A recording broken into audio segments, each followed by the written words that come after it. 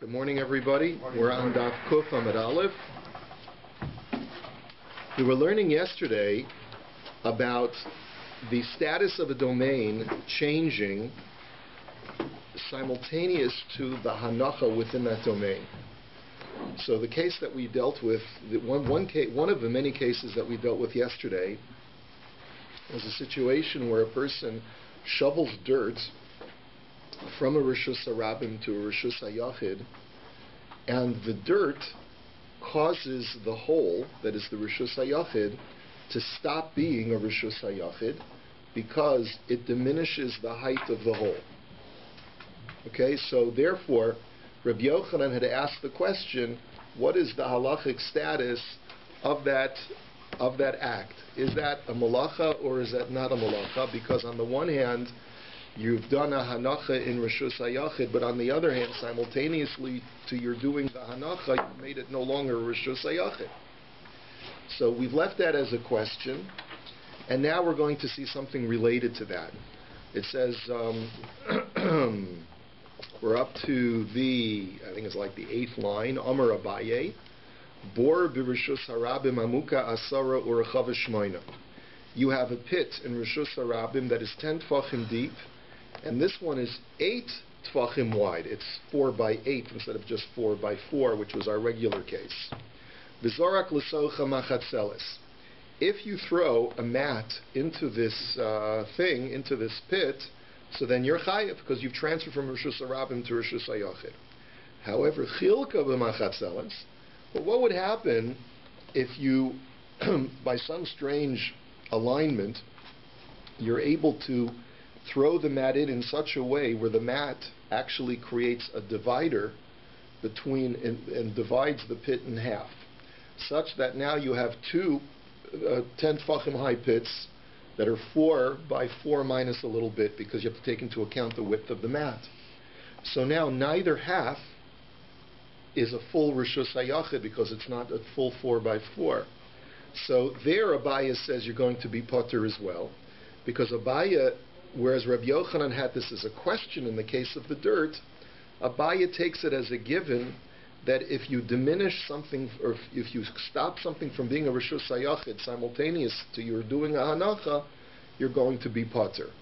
And now the Gemara just points out, le'abaya depshita le demachatzeles mevat lemechitza, kol sheken chulia demevat lemechitza. According to Abaya, who takes it as a given that any time, even by using just a mat, which is a foreign material, to create a division and stop something from being a Rishus HaYachid, then surely if you shovel dirt in, which was Rabbi Yochanan's question, surely if you shovel dirt in, Abaya would hold that you're going to be potter there as well. Now, why is it a kal v'chomer, or why is it a kol shekain? Because the mat is not part of the same materials that constitute the walls and the floor of the pit, whereas dirt is actually the same it's the same material that is currently constituting the walls and the floor of the pit. So then surely if the machatzeles, if the mat causes it to, in the case of the mat you're potter, then surely in the case of the shoveling of the earth you're going to be potter. Now, is this happening here if he's not really intending to try to diminish the bore, or just happen that way? I don't think it makes a difference. Shouldn't make a difference, because if it's a Rishus HaYachid, it's a Rishus HaYachid. If it's not a Rishus HaYachid, it's not a Rishus HaYachid. And the Rabbi Yochanan demibayale chulia kama, then machatzeles pshita de lo mevat lemechitza. But according to Rabbi Yochanan, who was unsure about the case of the earth, then because he thought that maybe since that even in a situation where you're using the same material as the floor of the pit, there's still a chance that you could be chayiv, then surely in the case of the machatzeles, where you're throwing in a foreign material, surely he would hold that mat does not cause it to stop being a Rishus HaYachid, and therefore you're going to be chayiv. V'amar Abaya, so this is, Gemara is basically creating a machlokas between Abaya and Rava. Not Abaya and Rava, but Abaya and Rabbi Yochanan, excuse me. V'amar Abaya says further, Bor b'Rishus HaRabim Amuka Asara Urechava Arba'a Malei Amayim. If you have a pit, it's in Rishus HaRabim, it's 10 tfachim high, 4 by 4 tfachim, and it's filled with water. Even if the water goes up to the top, the halacha is Zarak L'socha Chayiv. If you throw something into that pit, you're going to be chayiv, because essentially what the Gemara is saying is that water is not a filler for a hole. Since especially because the rock is going to go and sink down to the bottom, the water does not constitute a blockage of the Rishus HaYachid. It's still considered to be a hole in the ground. Like airspace. It's like airspace. However, if it's Malaya Peros L'Zark L'Socha Pater, but if the pit has produce in it, and that produce reduces the depth of the hole, so then you throw into it, you're going to be pater. My taima, mayim lo mevatli mechitzta, peros mevatli mechitzta. The answer is that because whereas water does not stop the walls of the Rishus HaYachid from being a Rishus HaYachid, the peros do, because the peros is a solid mass, and therefore it contributes to the walls of the Rishus HaYachid to make it no longer a Rishus HaYachid. Tanya Nami Hachi, we have a brisa to support this. Hazorik min hayam li isratiya, or min ha-isratiya liyam, that if a person throws something from the sea to a public thoroughfare or vice versa, you're throwing from a Rishus Harabim to a Carmelis, because the ocean has the din of a Carmelis. It's a wide open space, but it's not meant for public traversal, so therefore it's a Carmelis. So you're going to be potter. And Reb Shimon adds to that, and he says, Im yesh b'makom shazara, amok asara v'rochav arba'a chayiv. Reb Shimon says that if you throw a rock from a Rishus Harabim to a place in the sea or the lake which has a pit on the seabed, that it goes down 10 tfachim, so that forms a separate Rishus HaYachid in the sea, and therefore if you were to exactly get it in the place, it probably would have to be demarcated, I suppose, and you throw it into that hole, so then you're going to be chayiv a korban because you've done a malacha. And that shows you that water does not cause something to stop being a Rishus HaYachid. As long as it has the requisite measurements of 10 tfachim deep and 4 tfachim by 4 tfachim, it's called a Rishus HaYachid. But why wouldn't that body of water be a Rishus Harabim? It's not a Rishus Harabim because the only time something's a Rishus Harabim is if the public traverses it regularly. The ocean is not something that the public en masse traverses regularly. But it's hardly a private... So the definition of a private domain is something that's completely enclosed, and it has a certain dimension to it, and then it becomes a Rishus HaYachid. Would that always be the case, by the way? Let's say in Vienna, Italy, where the water is in fact... Venice. Excuse me. I said Vienna. Venice. It's like Vienna, Italy. Some small little step. Where the water becomes the road. Where the water becomes the water, right? Maybe perhaps one could argue that it's an interesting shaila. Could a waterway ever be considered Would a a river Rishus be that? Harabim? Any Like river. the intercoastal of Florida. It's also... Any river. Yeah. But don't you need a certain number of people traversing in order to qualify? Yeah, you would need to have 600,000 people, right? It'd have to really be a place that is traversed by the Rabbim. It'd have to be 16 amos wide, like we'd have to have all the qualifications of a Rishus Harabim, but it could be. It's synonymous to a street all the way in Venice. Yeah. Okay. Can we learn today the Zecher Nishmat by late Zayda? Yes. Reb Yisrael Shmuel ben Reb Moshe Dov. Yisrael Shmuel ben Moshe Dov, Sham should have an aliyah. Yes, Eloi Nishmasa. Right. Right, so, okay. That's where Vienna, Italy, that's where they have pizza liverwurst, Anyway, the Mishnah says, Hazorek arba amos bekoisel. The Mishnah says now, Hazorek arba amos bekoisel. We had seen this before. You throw a projectile against the wall, and it travels 4 amos in Rishus Harabim, and it hits the wall. So then if it's Lamaila me'asar tfachim kazorek ba'avir, if it hits the wall above the 10 tfachim mark, so then it's hit a place which is no longer Rishus Harabim, so your hanacha was not in Rishus Harabim, and therefore you're pater. It's you're throwing in a wall. Even if the object bounces off the wall and lands somewhere else, that was not your intention. So lamata me'asar tfachim kizarik ba'aretz, and hazarik ba'aretz arba amos chayiv. If you throw it and it it flies through the air and hits the wall lower than 10 tfachim, so then it's like you're throwing it to the ground, and if you throw something to the ground, and it had traveled 4 amos, then you're chayiv. So the Gemara's obvious question is b'halonach.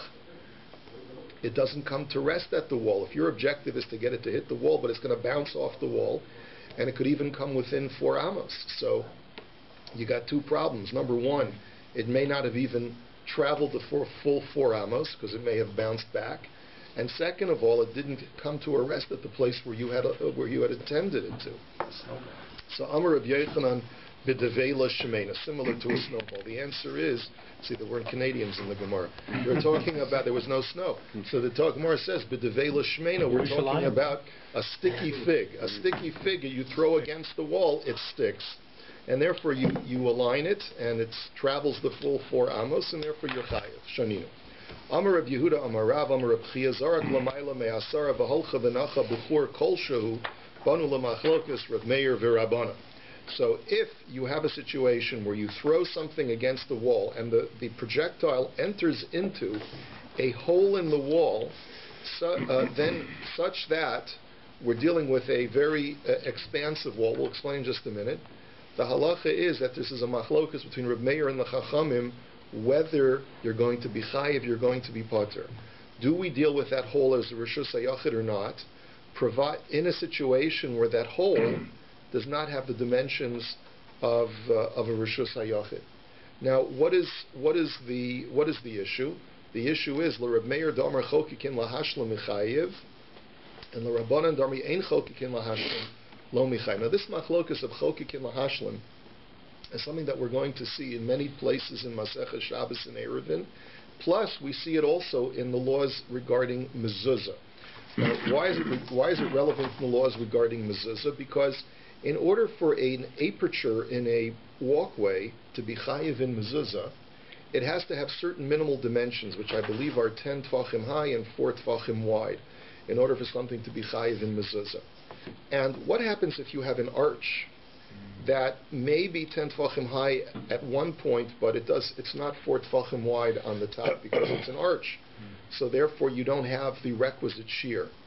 It depends. According to Reb Meir, if the aperture is part of a large wall, such that if you had proper drilling instruments, you could bore out the necessary, and by squaring it off, you would end up by having 10 by 4. So then Reb Meir says, even before you bore it out, you say chokikin lahashlam. You imagine that those dimensions have been bored out of the wall, and therefore it's chayiv in mezuzah. According to and where he gets this from, it could be just part of his Masorah of Torah Shabbal Peh. We don't know where he gets this from. And according to the Chachamim, we don't say chokikin lahashlam. You deal with it ba'asher husham, the way it is. And if right now it doesn't have the dimensions, so then it's not chayiv in mezuzah. And similarly, if let's say you have a hole which doesn't have the dimensions of a reshus hayachid, but there's enough wall area around it such that if you were drill out the rest of the wall, you could have a reshus harabim in that reshus hayachid in that wall. Then according to Reb Meir, you'll be chayiv because you threw it into a reshus hayachid in potentio. And according to the Chachamim, we don't say chokikin lahashlam. And so therefore, the Reb Meir damar chokikin lahashlam michayiv, and the Rabbanan darmi ein chokikin lahashlam lo michayiv. You're not going to be chayiv. We have a brayso to support this. Zarak lamayla me'asara v'holcha v'nacha b'chor kolshu.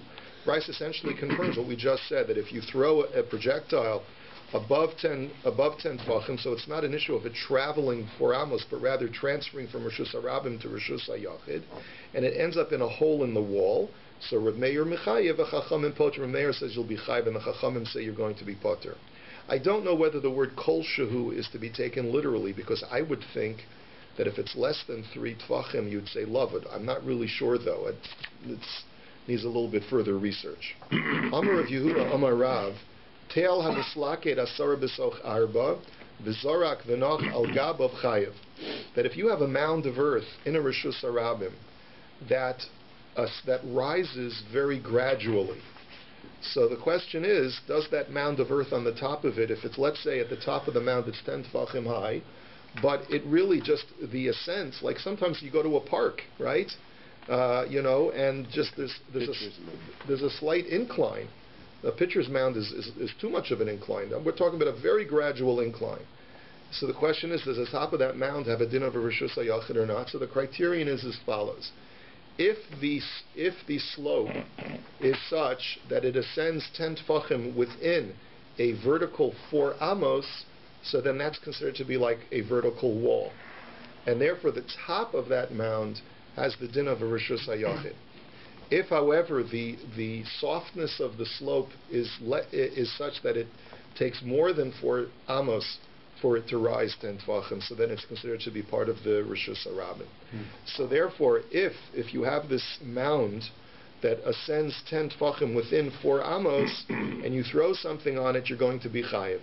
Tanya nami hachi, mavui sheshava l'socho, v'nase madron l'Rishus HaRabim, o shava l'Rishus HaRabim, v'nase madron l'socho, o samavo yeno sarach lo lechi v'lo koras. So the first part of the brisa says that if you have an alleyway, now an alleyway can potentially become a Rishus HaYachid to allow you to carry, provided that you do two things. Number one, you have to put a lechi or a korah on the entrance to that mavoi to make a hecker, to show some recognizable sign that this is a change in status between the outside street, which is the Rishus HaRabim, and the mavoi.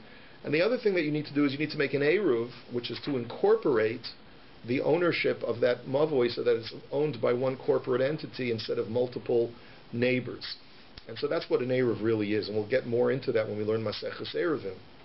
But the reason for putting up this lechi, a side stick or a beam over the entrance, is to show, to demarcate that you're entering into a new separate domain. However, the Brisa points out is that if the floor of the mavoi is either higher or lower than the outside Rishus HaRabim, it's not necessary to do that, because that in itself is a sufficient hecker, is a sufficient demarcation that you're entering into a separate domain. So if you either have to step up or step down in order to enter into the mavoi, that's sufficient. And then the last thing that the Brisa says is Rabbi Chanina ben Gamliel Omer, Teil hamislaket asara mitoch arba v'zork v'nachal gabov chayev. He says that if you have a mound of earth in a Rishus HaRabim that ascends in a slope, and it goes up 10 tvachim within a horizontal 4 amos, so then you're going to be chayiv. Does it have to be 4 amos at the top? You have to have 4 It has to be 10 tvachim. It has to be 10 tvachim high at the top, but we don't find that there have to be any minimal dimensions. It doesn't seem that way. It's a valid question. How wide is it? Triangle, you mean like that? Yeah. Like what No. Like does it have to be almost conical? Right. Right. If it comes to a point at top, do you still deal with that as a Rishus HaYachid? That's a valid question. I don't see any indication from the Gemara that we require that, although one could argue that that should be necessary if you're going to view the slope as a vertical wall. It's a good question. I don't have an answer for you offhand. Okay. Is there any problem if you're not carrying anything, just if you're walking in a public domain and the slope goes up and down and you're walking essentially from Rishus HaRabim to Rishus HaYachid back and forth? No, you're always allowed to walk. You can walk from inside your house to the Rishus HaRabim, right? Yes. On Shabbos, so why can't you walk? You can do the same thing any time on Shabbos, as long as you're not carrying, right? And if there's an eruv around it doesn't really matter anyways. Well, if you have an eruv around the neighborhood, makes the whole thing Rishus HaYachid. Makes the whole thing a Rishus HaYachid, yeah. Yeah. Okay. Mishnah. That's all. Okay, let's go, Rabbi Say. Zorak l'soch dalet amos v'nisgalgel chutz l'dalet amos pater.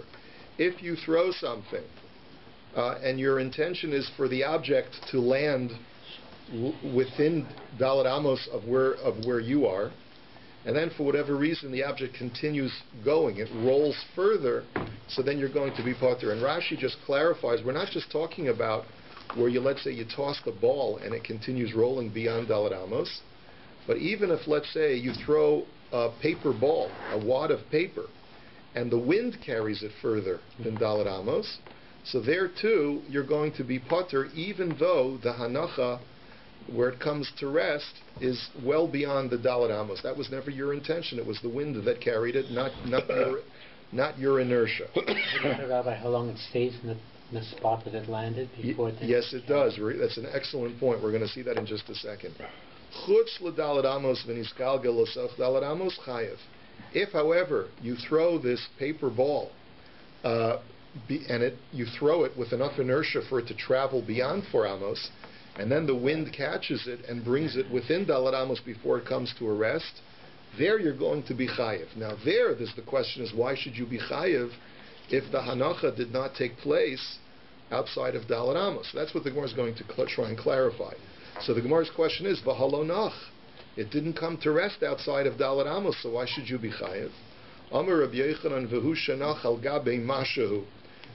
What we're talking about, says Rabbi Yochanan, is where it does come to rest on something and then it blows or rolls back in. Rashi adds a little bit of a kinech to the Gemara that is not so apparent when you read it. But Rashi adds and says that we're even talking about a scenario where it stays suspended in air momentarily, for just a moment. The air current has it fall in place within 3 tfachim of the ground, and then it blows it back in. So that's called a hanacha. As long as it's within Rashi's using a little calculus here. He's saying as long as the acceleration is stopped before it reverses direction. I believe that's correct, Yaakov. Thank you. Right? Thank you for that scientific analysis. It's the only thing I've gotten out of all my years of calculus. That's right, yeah. It's all about speeds changing. Vectors and velocities. Rates of speed. Right. But anyway, that's a good way of putting it. I think you're right. In other words, your trajectory came to a standstill temporarily within 3 tfachim of the ground, and then the wind pulled it back in. So because it was within 3 tfachim of the ground before the wind pulled it back in, that's called nach. That's called coming to a rest upon the ground, technically because of lavud. And then when the wind pulls it back in, you're still chayev because you did a hanacha 4 amos away from. If that happened above 3, then you wouldn't be. Correct. That's what's implied. Okay, Tanya Nami Hachi, we have a brisa to support this. Zarak chutz l'dalet amos b'dachvaso aruch v'hichnisaso. That if you throw something outside of dalet amos and it gets pushed back in by the wind, and then the wind pushes it back out, v'afal pisha chazra v'hotziyaso pater. Even though the wind pulls it back out, you're still going to be pater, because when it finally does come to a rest, it's not your inertia that caused it to come to a rest outside of dalet amos, it was the wind.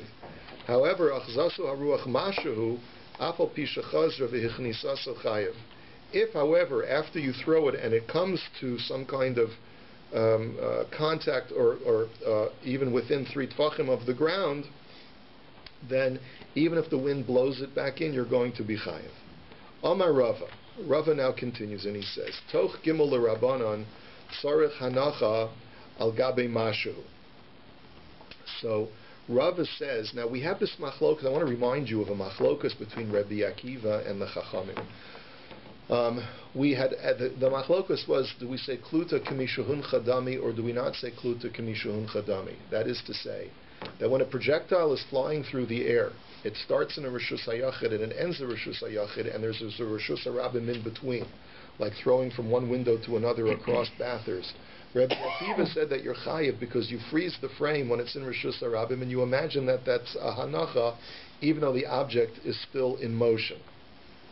The Rabbanan disagree, and they say that until the object comes to a stop, until the inertia leaves the object, it's not called a hanacha, and therefore, since it's continuing to travel through the air in Rishus Harabim, that you don't reckon with that at all, and therefore you're going to be pater. So now, so the Rabbanan don't hold of kluta k'mishahun chadami.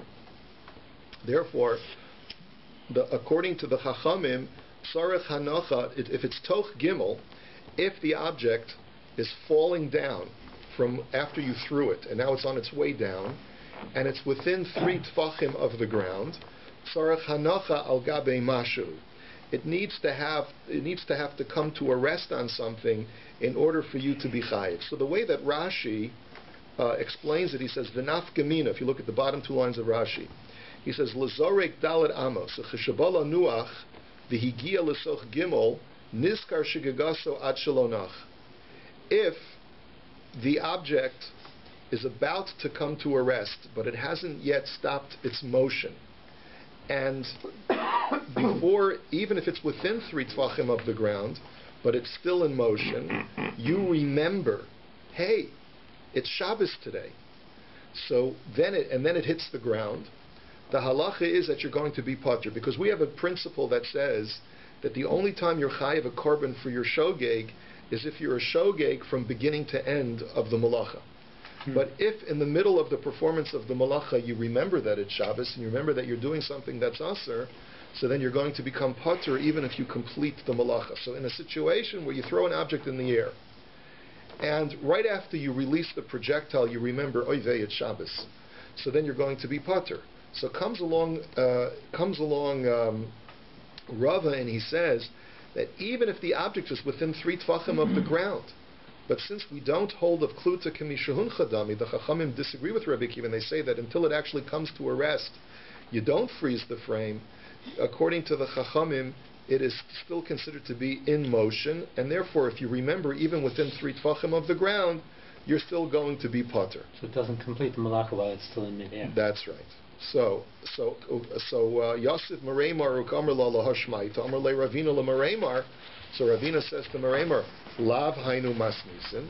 Isn't that our Mishnah? Because our Mishnah had said that according to what we had just learned previously, if the object is traveling through the air and it has not stopped motion, and the wind blows it back in, you're going to be potter. The only time you're going to be chayev is if it comes to a stop, and then the wind, or it comes to some kind of temporary, the wind suspends it temporarily and then pulls it back in. That's when we say you're going to be chayev. So that seems to be very clear from our Mishnah. What do we need Rava to add to what our Mishnah just told us? V'amar Rabbi Yochanan v'hu shanach. So al gabi mashu. So amar lei miskalgel ka'amart. Miskalgel ein sofo lanuach. Aval hai kevin desofo lanuach afal gab delo nach keman denach dami kamash malon. So he said back to him, I'll tell you why Rava's halach is necessary. Because when you look at our Mishnah and you see that the person is potter because the object did not come to a rest and then the wind pulled it back in, maybe the reason over in the case of our Mishnah why you're potter is because there was no anticipation for the wind to blow it back in. And since there was no anticipation for the wind to blow it back in, therefore you can never argue that as long as it's within 3 tvachim, it's as if it's come to a rest because its motion has been abruptly changed. It's changed its direction.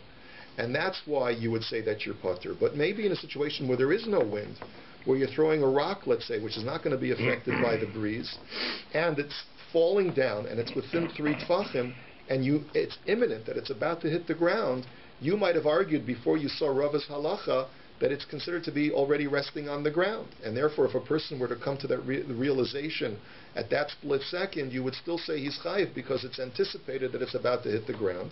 So Kamash Malon Rava is that even though nothing has changed about the system and the direction has not changed and so forth, you're still going to be potter as long as it's still in motion. Okay, let's go on to the next Mishnah. Hazorek biyam arba'amos potter. If a person throws a rock while he's standing in the ocean or on a boat in the we'll see. We'll talk about a boat in a second. You throw something into the ocean and it travels 4 amos, you're going to be potter because the ocean or the sea or the lake is a carmelis. If, let's say, however, you're not dealing with a large body of water, but you're just dealing with a puddle, and the puddle is in a Rishus Harabim, meaning that the public traverses this puddle. So Hazorek L'socho Dalet Amos Chayiv. If you throw 4 amos across this puddle, then you're going to be Chayiv because you've thrown something in a Rishus Harabim. The Kamahu Rekak Maim, what is called a puddle versus a body of water? So the Gemara answers Pachos Me'asara Tvachim. As long as it's less than 10 Tvachim deep, it's called a puddle. It's called an area which the public would still traverse. And therefore you're going to be chayiv. And then the Mishnah seems to repeat itself. And it says, Rekak mayim rishus harabim mahaleches bo, hazorik besocho dalet amos chayiv. If you have a puddle of water that the public traverses and you throw dalet amos in that puddle, so then you're going to be chayiv. Which is an exact duplication of what we just said. So the Gemara is going to ask on this and say, why does the Mishnah repeat itself? So Amrle Hahume Rabbanan L'Rava. So a certain sage said to Rava, Bishlama Hiluch Hiluch Trezimni. I could understand why the Mishnah says the words Mahaleches Bo, that the public traverses this puddle. I can understand why the verb Mahaleches Bo is stated twice. It's to tell me a chiddush. Trezimni Hakam Ashmalan Hiluch Al Yedei Hadechak Shmei Hiluch and Tashmish Al Yedei Hadechak Lo Shmei Tashmish. It's to tell me that number one, that if the public utilizes an area of ground by walking through it, even though it may be muddy and there may be water in that area, that's still called a Rishus Harabim, even though it's Al Yedei Hadachak, even though it's an inconvenience for people to use it, but if people still use it, it's considered a Rishus Harabim. The reason why it says Mahaleches Bo a second time is to tell me that it's only when it's Mahaleches Bo, only when people traverse that area, Al Yedei Hadachak. But let's say people have a place which they use for storage in a Rishus Harabim, which is used only when in inconvenient situations, in situations which are less than optimal, then that's not called a Rishus Harabim. And therefore, if you were to throw something from Rishus Harabim and it were to land on that place of utility, that is an inconvenient utility for the masses, that would not be called throwing something from a Rishus Harabim and traveling 4 amos and landing on a Rishus Harabim, and therefore theoretically you would be potter. And what's an example of that? We had learned before that if there's a hole in a wall, or if there's a pillar that is between 3 and 9 tfachim high, then that's called a Rishus Harabim because it's convenient for the public to use that hole. It's just at the right height. But if something is between 9 and 10 tfachim high, so then that little wiggle room over there between 9 and 10 tfachim is only al yedei hadechakis, where the public would only use that hole. It's an inconvenient height, and would only use that al yedei hadechak in an inconvenient situation. That does not qualify as a Rishus Harabim anymore, and therefore there are halachic ramifications if you do a hanacha in that place. So therefore, it would qualify as a makom petur theoretically, and therefore, if you were to put something on it after having carried it daled amos in Rishus Harabim, we can argue that you're going to be potter. So therefore, because that's not called a regular use. Ela rekak trezini lamali. So that explains why the verb mahaleches bo appears twice in our Mishnah. But why does the word puddle appear twice in our Mishnah? What is that coming to teach me? So chad biyamos hachama v'chad biyamos hageshamim. The answer is, says the Gemara, is that it's coming to tell me that there are 2 types of puddles depending upon the season. One is a summer puddle and one is a winter puddle. Why do you need to write both? To tell me that both cases it's a Rishus Harabim. The itan achada, if we only had written one kind of puddle, havamina hanimili biyamos hachama davidi inshi demaski lakuri nafshayu. People like walking through puddles in the summer because it cools them off on a hot summer day. Avol biyamos hageshamim lo, but people don't like walking through puddles in the winter because it's cold, and therefore maybe does not constitute a Rishus Harabim. V'yash me'inan biyamos hageshamim dekiven demitan filo ichbaslu avol biyamos hachama lo. And if you only told me that we're dealing with a winter puddle, then I might have thought that the only time people don't mind walking through puddles is in the winter, because if their clothes are already muddy, they don't mind getting them muddy and wet again. But in the summer, where it's dry, people don't like walking through the water because their clothes are going to get dirty. And therefore you need to write the word puddle twice to show me that we're dealing with both winter puddles and summer puddles, and both of them are considered to be a legitimate Rishus Harabim. Abaya Omer Itzterich. Abaya says, I'll tell you another reason why you need to write the puddle twice.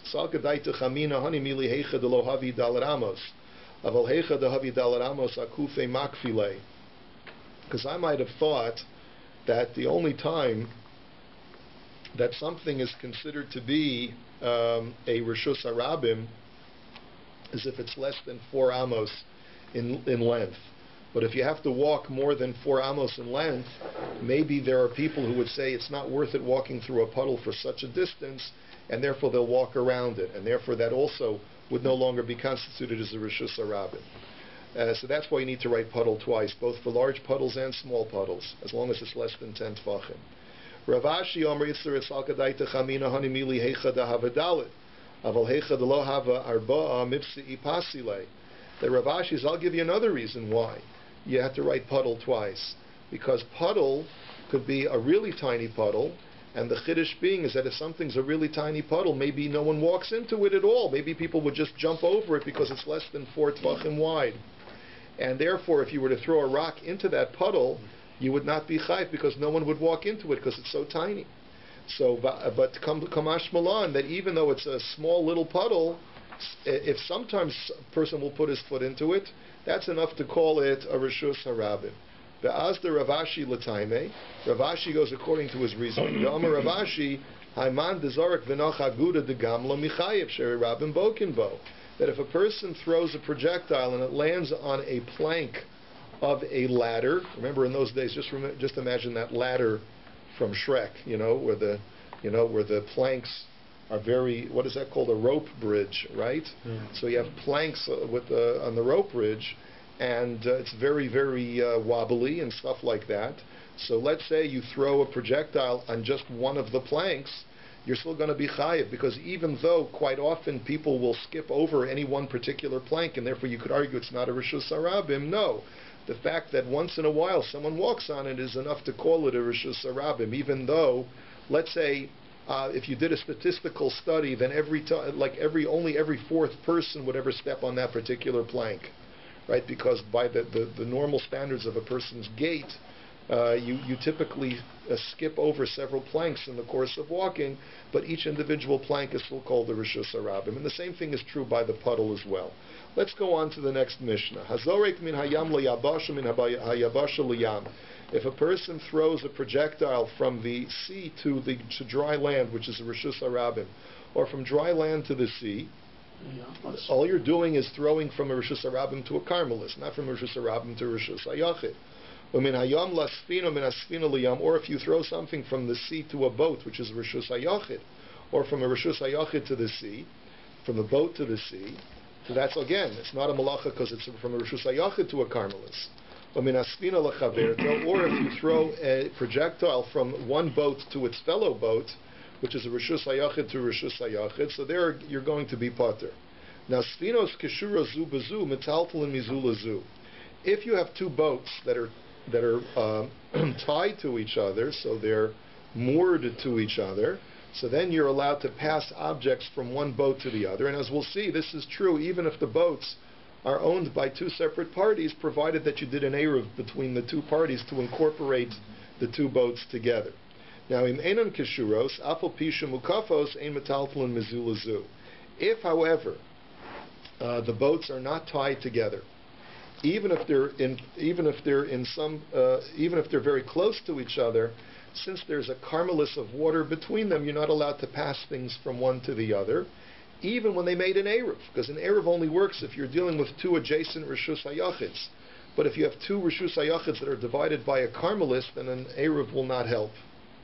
And that's what the case that the Mishnah is talking about. Now, that'll be something that you learn in tomorrow's DAF with Rabbi Turchiner, but let's just go on and learn about the boat case first, about the boats to the ocean and so forth. So, Itmar Sfina, Rav Huna Omer Motziin Heimen Aziz Kol Shehu Umemale.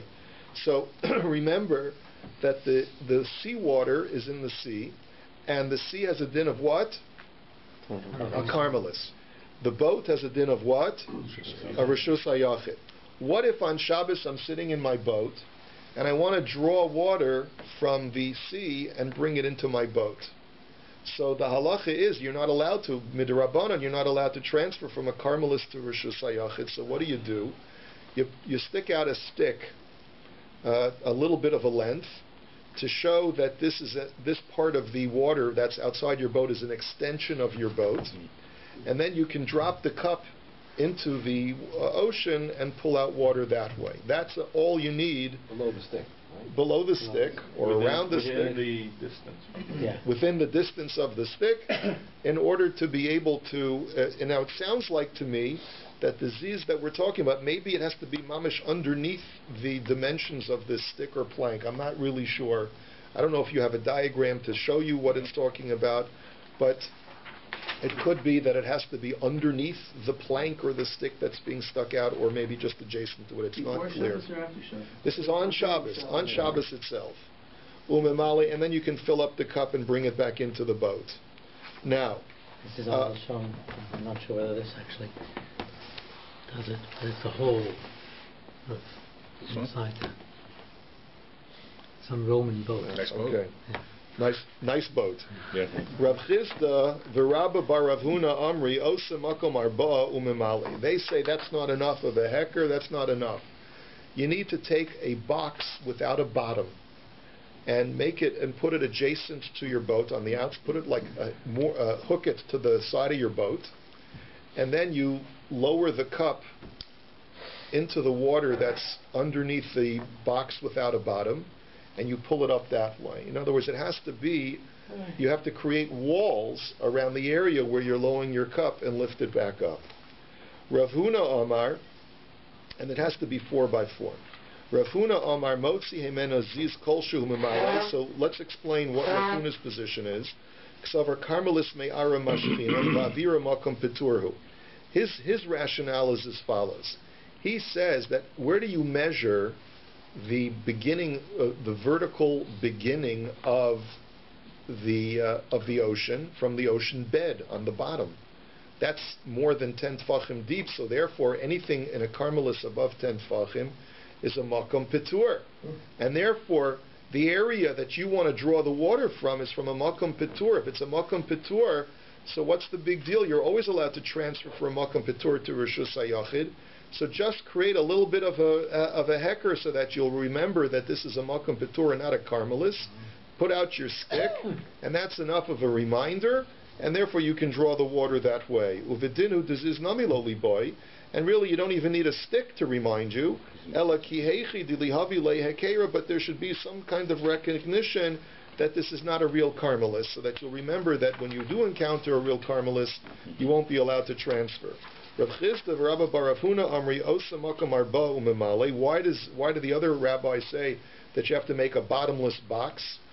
Answers the Gemara, Kesavri Carmelis misfasmaya mashchina. That the Carmelis begins at the surface of the water. That's when you start measuring the height of the Carmelis, the vertical dimensions of the Carmelis. And Maya Aras Semichta. And therefore, the water is considered to be the beginning of the ground. In other words, the water up until the surface of where the water meets the air, all of that is considered to be part of the ground of the Carmelis. And therefore, your mamish carrying from a Carmelis, the area right above the water is din of a Carmelis, not a makom petur. And therefore, if you transfer water, you'll be transferring from a Carmelis to Rishus HaYachid, which is an Isser D'Rabbanan. So create those mechitzos to create a Rishus HaYachid on the side of your boat, and then it's okay. So Amar le Rav Nachman le Rabba bar Avua Rav Huna da Amar Motzi Hemen Aziz Kol Shu Memale. He says, the problem that I have with Rav Huna's position, he says, even if you measure from the seabed to see what a Carmelis is, and therefore by the time you get to the top of the water, it's above 10 tfachim, but what happens if you're in shallow water? Sometimes the water is so shallow that there won't be 10 tfachim by the time you get to the top of the water. So maybe you'll be dealing with a Carmelis. What right do you have to take liberties and assume that it's always a makom petur? He says, because we know that boats cannot traverse in areas that are less than 10 tfachim high. Otherwise, they get grounded. Right? They get grounded. So therefore, how could you? So therefore, we can assume safely that the water is more than 10 tfachim deep. But the Gemara says, but what about? That's only at the center of the boat, where the bottom of the boat is very deep. But what about if you're, let's say you're at the front of the boat, and let's say where the bottom of the boat is deeper than 10 tfachim, but you're at the front of the boat, which is the front of the front and back of the stern and the bow of the boats They're out of the water. are already out of the water. Maybe at that point it's very shallow and you don't know. So he says, Amar Rav Safra Geshushe Azli Kama. He says, no, seafarers know that you always travel with poles, and you're constantly sticking the pole in the ground to measure the depth of the water so that you don't get grounded. So therefore, you'll check if you're at the front of the boat, you'll check and make sure, and you can fairly assume that wherever the boat is situated is not within an area that's about to hit shallow water. So Amrle Rav Nachman bar Yitzchak Rav Chia bar Abin Rav Chisda Rabbi bar Rav Huna Amri Osa Makam Arboma Male. So now I have another question. Okay, fine. According to the rabbis who say that you have to make a bottomless box in order to draw the water, you have another dilemma. Shovchin didei heichashadilu. Where are you going to get rid of your waste product? You got to throw things off the side of the boat if you're on the boat for Shabbos. You got excrement, you got other things, you got to get rid of, you got to throw off the side of the boat. How are you going to do it? Don't tell me that you're going to take your waste product and throw it through the same bottomless box, because then how are you going to want to draw water from that same place in the ocean? How are you going to do that? You're not going to want to use that for drinking water. So the Gemara says, the shadi le'adaftan desfina. Answers the Gemara, you go to the other side of the boat, pour your urine and whatever other chazara you have, pour it on the side of the boat, and it'll spill from the side of the boat into the ocean. And since you're not pouring it directly into the Carmelis, but rather onto the side of your boat, you'll have to wash your boat after Shabbos.